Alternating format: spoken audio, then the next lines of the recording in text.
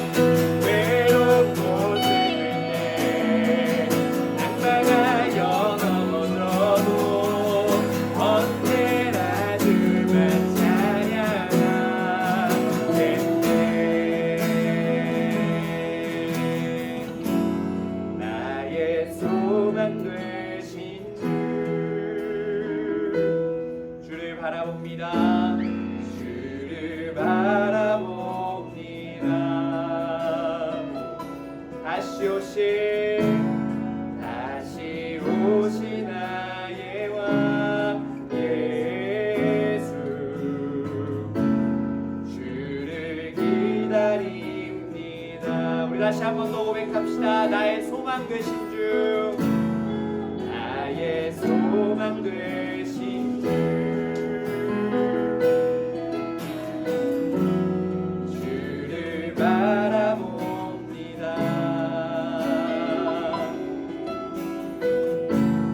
다시 오실 나의 왕 예수 주를 기다립니다. 밤이나 낮이나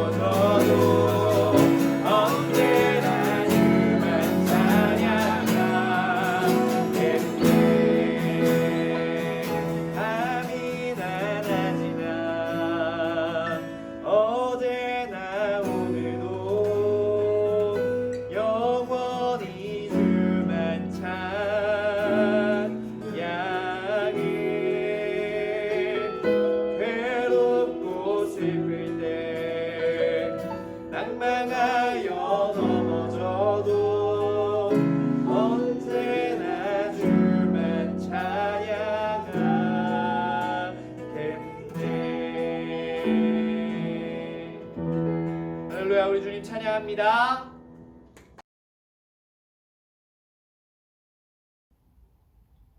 오늘 함께 나눌 하나님의 말씀은 사도행전 1장 4절부터 11절까지의 말씀입니다. 사도행전 1장 4절부터 11절까지의 말씀입니다. 우리 함께 읽도록 하겠습니다. 사도와 함께 모이사 그들에게 분부하여 이르시되 예루살렘을 떠나지 말고 내게서 들은 바 아버지께서 약속하신 것을 기다리라. 요한은 물로 세례를 베풀었으나 너희는 몇 날이 못되어 성령으로 세례를 받으리라 하셨느니라. 그들이 모였을 때에 예수께 여쭈어 이르되 주께서 이스라엘 나라를 회복하심이 이때니이까 하니 이르시되 때와 시기는 아버지께서 자기의 권한에 두셨으니 너희가 알 바 아니요 오직 성령이 너희에게 임하시면 너희가 권능을 받고 예루살렘과 온 유대와 사마리아와 땅 끝까지 이르러 내 증인이 되리라 하시니라. 이 말씀을 마치시고 그들이 보는데 올려져 가시니 구름이 그를 가리어 보이지 않게 하더라. 올라가실 때에 제자들이 자세히 하늘을 쳐다보고 있는데 흰옷 입은 두 사람이 그들 곁에 서서 이르되 갈릴리 사람들아 어찌하여 서서 하늘을 쳐다보느냐. 너희 가운데서 하늘로 올리신 이 예수는 하늘로 가심을 본 그대로 오시리라 하였느니라. 아멘. 오늘은 코로나19로 부활절을 교회에서 지키지 못하여서 약 한 달 뒤인 오늘 부활절 예배를 이렇게 드리게 되었습니다. 부활절을 한 달 미뤄서 드리는 것은 그냥 막 드리는 것이 아니라 성경에도 이런 유월절과 같은 절기, 중요한 절기를 지키지 못할 때 한 달 정도를 뒤로 미뤄서 지키라고 말씀하신 것이 기록이 되어 있는데 우리가 그 성경 구절을 한번 찾아서 읽어보도록 하겠습니다. 민수기 9장 10절부터 11절을 한번 읽어보도록 하겠습니다. 이스라엘 자손에게 말하여 이르라. 너희나 너희 후손 중에 시체로 말미암아 부정하게 되든지 먼 여행 중에 있다 할지라도 다 여호와 앞에 마땅히 유월절을 지키되 둘째 달 14째 날 해 질 때에 그것을 지켜서 어린 양의 무교병과 쓴 나무를 아울러 먹을 것이요. 아멘. 이 민수기에 기록된 것을 살펴보면 시체를 만져서 부정하게 된 사람이나 먼 여행 중에 있어서 유월절을 정해진 날짜에 드리지 못하는 사람들은 그 원래 정해진 날짜보다 한 달 뒤의 날짜인 그 시간에 유월절을 지키라고 이렇게 하나님께서 모세에게 말씀하신 것입니다. 원래 유월절의 날짜가 첫째 달 14째 해였는데 이 말씀에 보면 첫째 달이 아니라 둘째 달 14째 해라고 기록이 되어 있는 것을 우리가 볼 수가 있습니다. 이 하나님께서 모세에게 이렇게 말씀을 하시고 이 말씀을 기억하고 이대로 절기를 지켰던 왕이 또 있는데 그 왕이 바로 히스기야라는 왕입니다.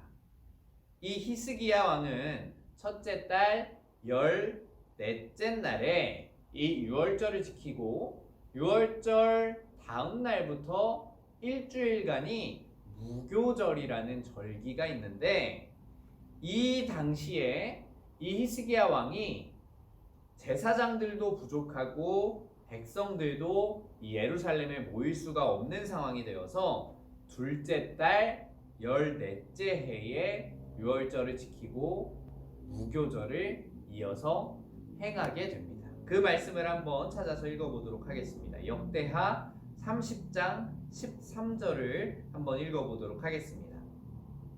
둘째 달에 백성이 무교절을 지키려 하여 예루살렘에 많이 모이니 매우 큰 모임이라. 아멘. 오늘 이 말씀에도 보면 둘째 달 백성이 무교절을 지켰다고 말씀이 기록을 하고 있습니다. 이처럼 한 달 뒤에 유월절과 무교절을 지킨 히스기야 왕의 사례처럼 저희도 이번에 이 중요한 부활절의 절기를 한 달 뒤인 오늘 부활절 예배를 지켜서 드리는 것입니다. 그래서 오늘의 말씀은 예수님의 부활, 그리고 예수님이 하늘로 올라가신 승천, 그리고 예수님이 하늘로 올라가시고 그 다음 제자들과 예수님을 따르는 자들에게 내려주신 성령 강림에 대하여서 함께 말씀을 잠깐 나누고자 합니다. 혹시 우리 친구들 중에 한 달 전에 우리 함께 예배 드렸던 설교 중에 전사님이 부활과 관련된 설교를 한번 했던 적이 있는데 그 예배에 함께 했던 친구들이 있나요? 혹시 못 들었던 친구들도 있을 수 있으니 전도사님이 그때 나누었던 설교를 간략하게 정리해서 한번 얘기하고 그 다음으로 한번 넘어가 보도록 하겠습니다. 먼저 예수님은 우리의 죄를 지시고 수많은 고통을 당하시며 십자가에 못 박혀서 돌아가시게 되었습니다. 그리고 예수님이 죽은 것을 확인하고 병사들은 예수님의 시체를 돌무덤에 안치시키게 됩니다. 근데 여기서 예수님께서 잡히시기 전에 미리 예언하시기를 내가 십자가에 못 박혀 돌아간 뒤에 3일 만에 다시 부활할 것이라고 미리 예언을 하게 됩니다. 이 예언이 미리 있었기 때문에 예수님의 무덤을 그냥 두지 않고 경비병들이 굳게 지키게 됩니다. 그렇게 경비병이 무덤을 지키는 가운데에 안식일이 지나고 안식 후 첫날 새벽에 이 막달라 마리아와 다른 여인들이 예수님의 시체에 바를 향품과 향유를 가지고 그 무덤에 찾아가게 됩니다. 그렇게 달려갈 때에 큰 지진이 나면서 천사가 내려와 이 무덤의 문을 열고 돌을 굴려내고 여인들에게 예수님의 부활의 소식을 알려주게 됩니다. 그렇게 빈 무덤을 보여주면서 가서 이 소식을 제자들에게도 알리라고 이야기합니다. 이 여인들은 이런 상황이 기쁘기도 했을 것입니다. 하지만 이 기쁨 가운데에는 그 마음속에 이게 어떤 상황인지 모르는 두려운 마음과 도저히 납득할 수 없는 무서운 마음이 그들 가운데에 그 마음 가운데에 있었을 것입니다.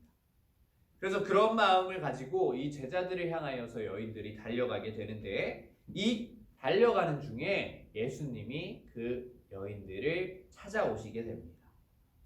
그래서 하신 처음 말씀이 바로 평안하라 라는 말씀이었습니다. 이 평안하냐라는 말씀의 뜻이 무엇이냐면 이 단어는 카이레테라는 헬라어인데 이게 어떠한 뜻을 가지고 있냐면 기뻐하라 라는 의미를 가진 동사였습니다. 그렇게 말씀을 다시 해석해 보면 이 두려움과 무서움의 마음을 가지고 제자들을 향하여서 달려가고 있던 여인들에게 예수님이 찾아오셔서 처음 부활 후 하신 말씀이 바로 이제 너희들은 그러한 마음을 떨쳐버리고 부활한 나를 만났으니 너희가 온전히 기뻐하라 라는 것입니다. 그래서 이 부활의 시기 가운데에 우리 마음 가운데도 두려운 마음과 무서운 마음이 있다면 부활하신 예수님을 우리가 만나고 그 마음 가운데 우리 마음 가운데에 기쁨의 마음이 가득한 시간이 될 수 있도록 우리가 그때 설교를 나누었습니다.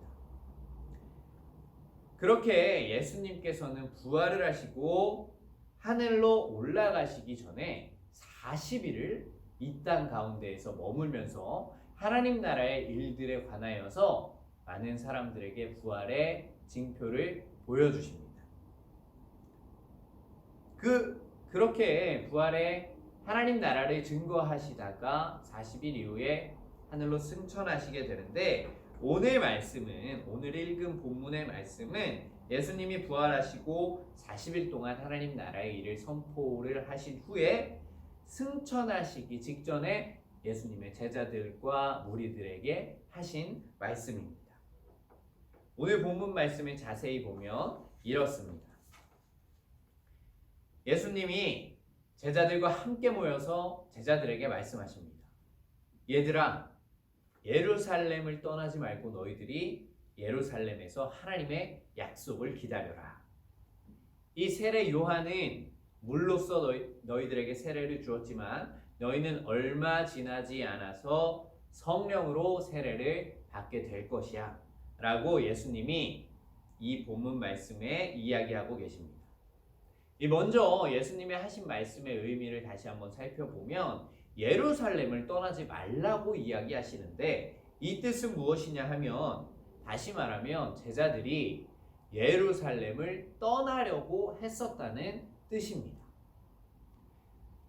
근데 그러면 제자들이 왜 예루살렘을 떠나려고 했을까 하는 그 이유에 대해서 알아보면 몇 가지 이유가 있지만 중요한 이유는 뭐였냐면 예수님을 잡아서 죽였던 그 무리들이 이제 예수님이 죽은 것을 알고 그 다음에는 예수님을 따라다니는 무리들을 잡아 죽일 것이기 때문에 이제 이 예루살렘에서 빨리 벗어나야지 자신들이 살 수가 있는 것입니다. 그래서 자기가 언제 잡혀서 죽을지 모르는 상황이었기 때문에 제자들은 이 두려운 마음에 빨리 예루살렘을 떠나고 싶어 했던 것입니다. 그런 불안한 마음으로 제자들이 예수님의 말씀을 듣는 것입니다. 근데 예수님이 먼저 하시는 말씀이 뭐냐 하면 너희들이 예루살렘을 떠나지 말라고 하시는 겁니다. 그래서 이 제자들이 다시 예수님에게 질문을 합니다.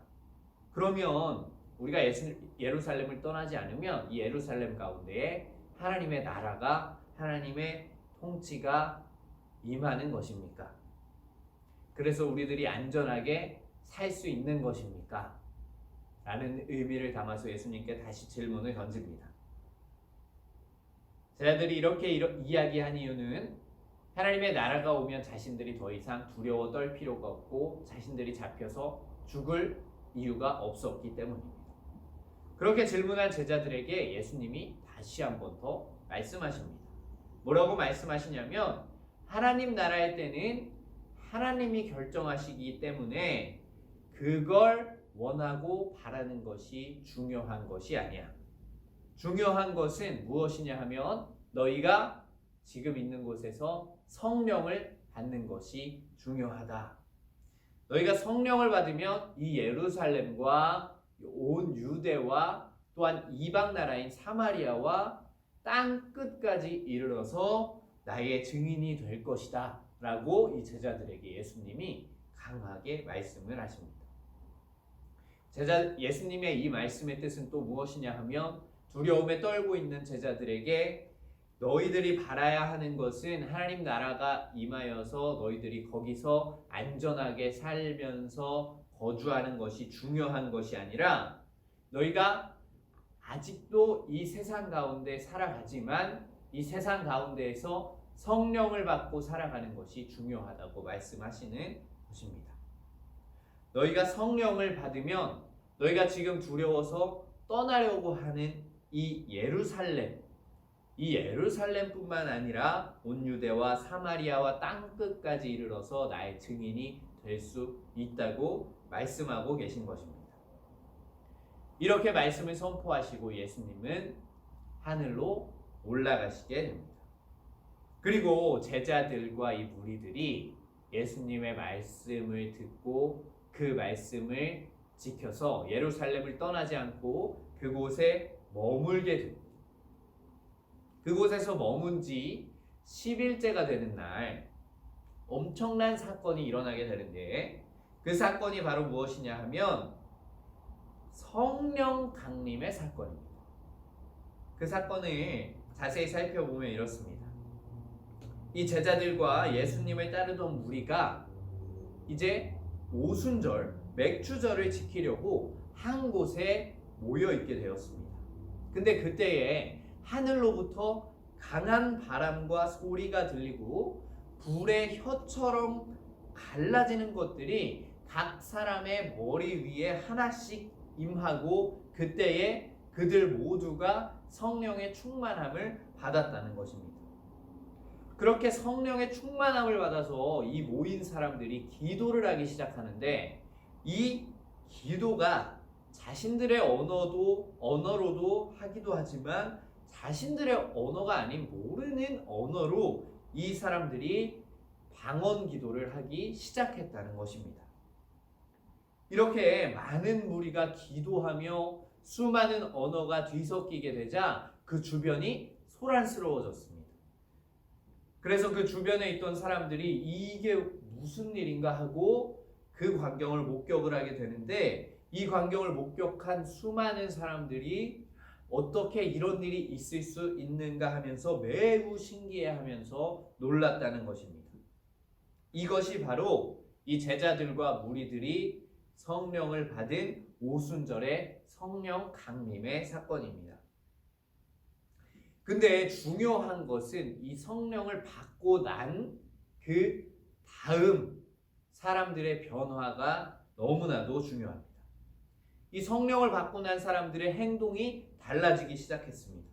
먼저 우리가 베드로라는 인물을 살펴보면 이 베드로는 예수님을 열심히 따르는 제자였지만 예수님이 십자가에 못 박혀 돌아가실 때 그 과정 속에서 예수님을 3번을 부인하게 된 사람입니다. 예수님이 잡혀가실 때 그 군중들이 베드로를 향하여서 이 사람도 예수님과 함께 했던 사람이다. 이 사람도 같이 잡아야 한다. 이렇게 얘기했을 때 베드로가 3번을 그것을 부인하게 됩니다. 나는 결단코 저 사람을 모른다고 베드로가 3번을 이야기한 것입니다.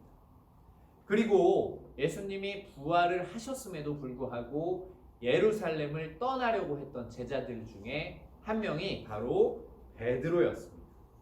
근데 그 베드로가 성령을 받고 나서 행동이 달라지기 시작하는데 어떠한 일들이 벌어지냐면 수많은 사람 가운데에서 자기가 두려워서 피하려고 했던 그 수많은 사람 가운데에서 담대하게 앞장서서 설교를 하기 시작하는 것입니다. 예수님의 복음을 증거하기 시작했다는 것입니다. 예수 그리스도의 이름을 전하면 자기가 잡혀서 죽을 수 있는 상황은 변하지 않았습니다. 하지만 그 성령을 받았던 베드로 자체가 변하게 된 것입니다.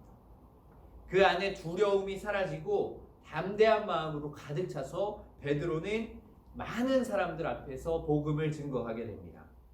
그렇게 수많은 사람들이 이 베드로의 설교를 듣고 예수님 앞으로 돌아오게 되는데 그 숫자가 무려 3,000명이었다고 성경은 기록하고 있습니다. 이처럼 예수님은 부활하시고 나서 아직도 두려워서 떨고 있는 이 제자들과 무리들에게 성령을 받으라고 가르치셨습니다. 그리고 예수님의 말대로 성령을 받은 무리들은 그들의 삶이 달라졌습니다. 두려워 떨던 사람들이 앞장서서 예수 그리스도를 전하기 시작하고 예수님을 증거하는 증인의 삶을 살아가기 시작했다는 것입니다. 자신의 목숨을 지키려고 예루살렘을 떠나려고 했던 이 제자들도 마찬가지로 자신들의 목숨을 오히려 내놓고 복음을 전하기 시작했다는 것입니다. 이후에 이 제자들은 결국 자신이 순교를 당하면서 자신이 목숨을 잃으면서까지도 배신할 수 없는 것이 바로 예수 그리스도의 이름이라고 강하게 전하다가 순교를 당하게 됐던 것입니다. 이것이 바로 성령의 역사입니다. 예수님께서 말씀하신 성령을 받으라는 그 의미가 바로 이들의 삶을 통하여서 나타나게 되는 것입니다. 예수님의 증인이 되기 위해서는 많은 권능이 필수적으로 필요한데 이것을 얻는 방법은 오직 사람의 능력이 아닌 성령의 충만함입니다.